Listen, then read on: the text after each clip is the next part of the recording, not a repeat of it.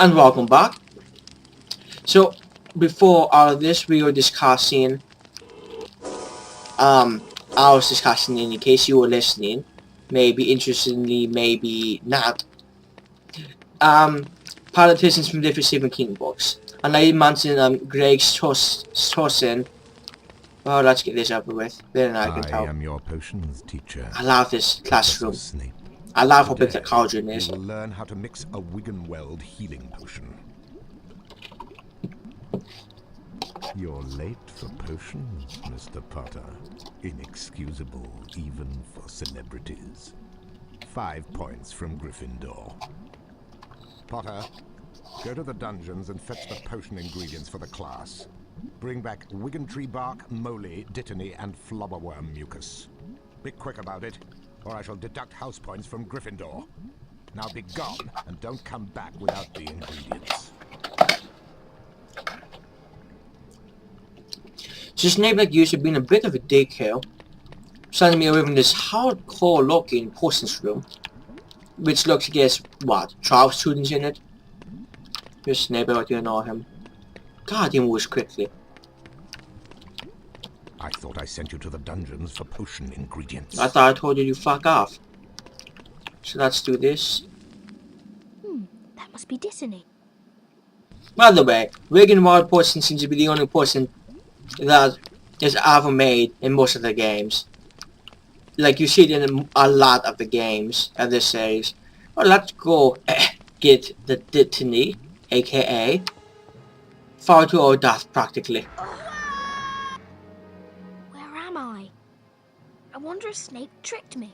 No, the bridge just happen to be weak. I love this area. Again, it's the dog areas.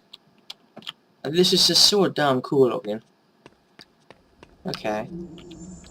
So, after Greg's tossing, from the Dad Son, played by Martin Sheen in the movie, and I hate Martin Sheen's performance, especially during the flash forward to the apocalyptic, like nuclear bomb. It shows that he's going to drop. Okay, I think they go this way. It's just good. It's kind of corny, but because it is, 80s. But it's good, and I never did watch the Dad Zone TV series. But so I don't know how it looks in the TV series, but it might have looked good in that one too. I don't know.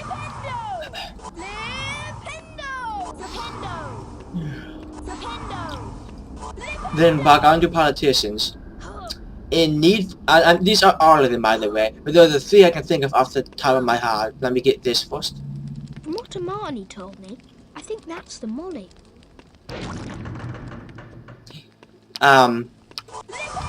In the book Needful Things, which is about 600, almost 700 pages, there is a politician called Don Buster Keeton. Buster's a nickname that he got while he was a thing in high school.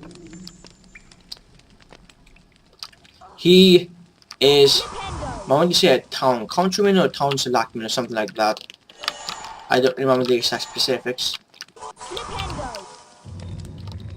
Or maybe like a first selectman, I don't know.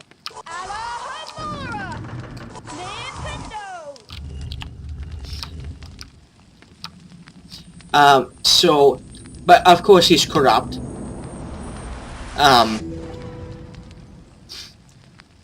He's a great character. Throughout the book, he gets corrupt. He's extremely paranoid. Like, paranoid to an extreme. But in the book, he, due to the influence of Leland Gaunt, who, I don't know, there was a movie, I need to see it again. There was some things like, oh, that was not. See, this part is one of those parts I have to, like, retry 4 times, because I can never get the timing for that jump right. Oh, and... okay. So, but really you should read the book and, like, know the movie, if you actually want to, really get what I'm talking about, because I don't remember how well they did it in the movie. And I'll read this card once I get past this point. And so he gets, by the influence of Lane Count, he gets addicted to cocaine. And to be fair, in that movie he might have died a heroic death. I don't think he died a heroic death in the book. I could be wrong, but I don't think he did. Needful Things is one of Stephen King's books that has to do with the, you know, the small town life. One of his great books on that topic. Oh.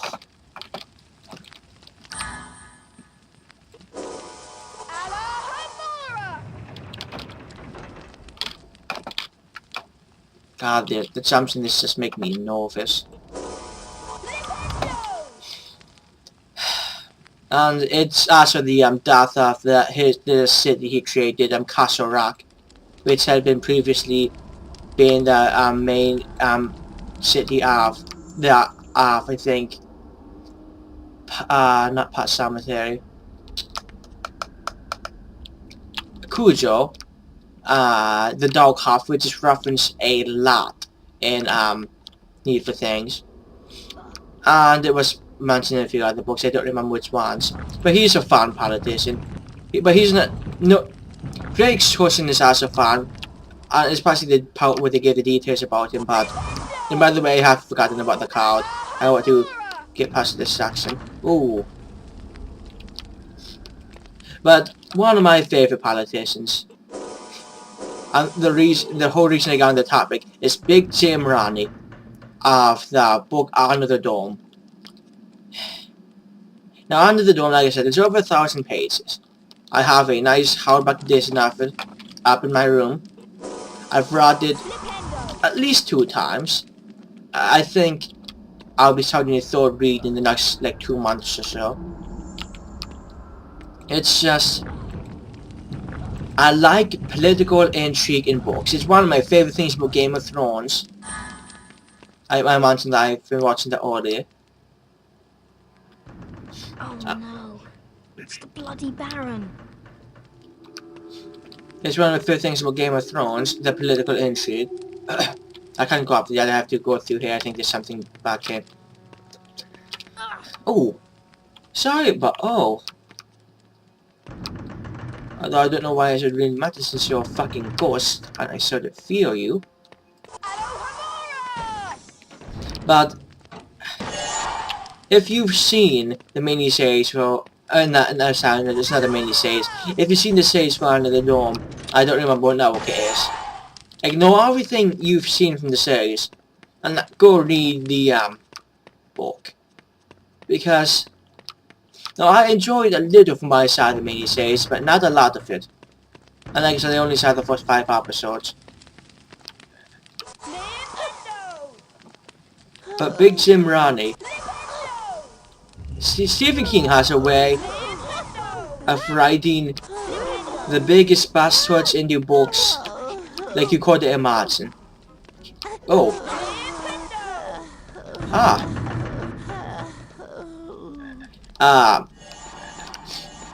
Big Jim Rennie is one of those bastards.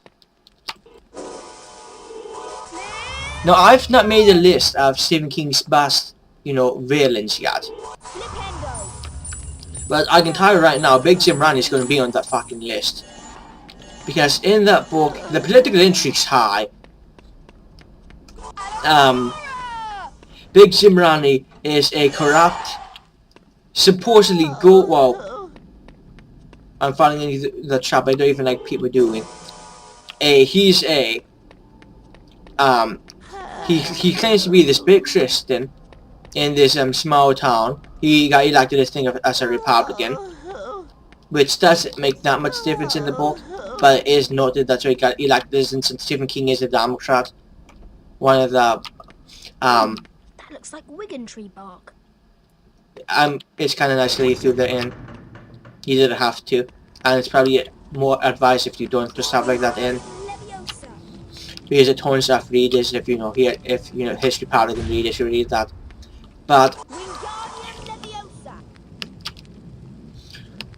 it's the book's just the political intrigue in the book's high. It's good stuff. There's a army. I don't remember if he's not a sergeant. He's just an army man who the president wants to be the leader in the small town because it's cut off from the rest of the United States due to a dome that is unbreakable that forms over the city. But Big Jim Rennie, even though he's the town's second selectman, the town's first selectman, whose name Andy something, I forget his last name, his wife dies in the very first chapter of the book. It's implied that his wife is cheating on him. Actually, I think it just says it right, his wife is cheating on him, but I don't think he knows that. So he gets incapacitated from early on, and Big Jim Rennie, the town's second selectman, is the one who's really in power. He does power-grabbing moves like you wouldn't fucking believe. He starts to ride in the town. He wants a ride to start in the town so he can have more power. He ordered the town's only newspaper left in print. I think it's called the Democrat, even though the runner of the paper, Julie or Julia, something like that, is a moderate Republican.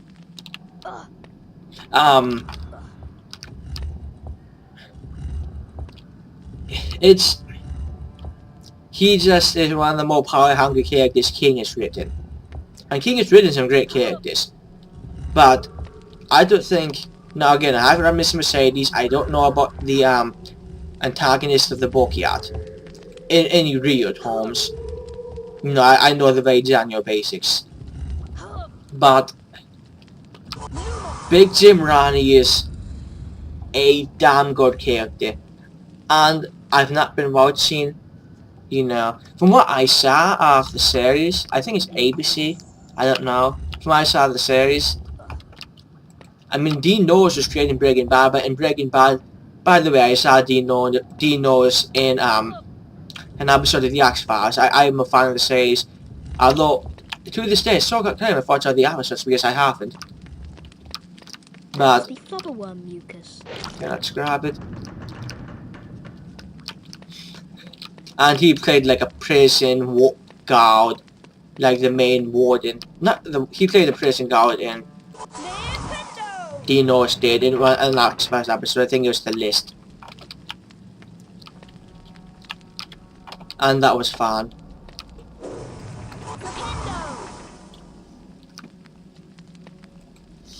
But anyway, so Dean Norris is good in Breaking Bad, but I don't think he's generally the type of person who can play a bad character. And Big Jim Rennie is a bad character. It might sound insane. I might even put him on Round of Flag bad. Even though I know Round of Flag is supposed to be, you know, literally the Darfur bad.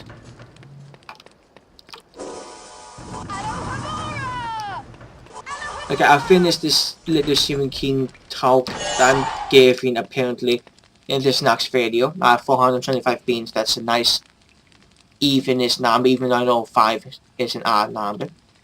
Thanks for watching. You know what? I don't know how many people are going to watch it. Comment one of his favorite Stephen King books if you read him. If you don't, if you hate the guy, then I'd comment something else. If you read him, comment what one of your favorite books by him is. I'll be interested to read that. Okay, thanks. I'll see you later.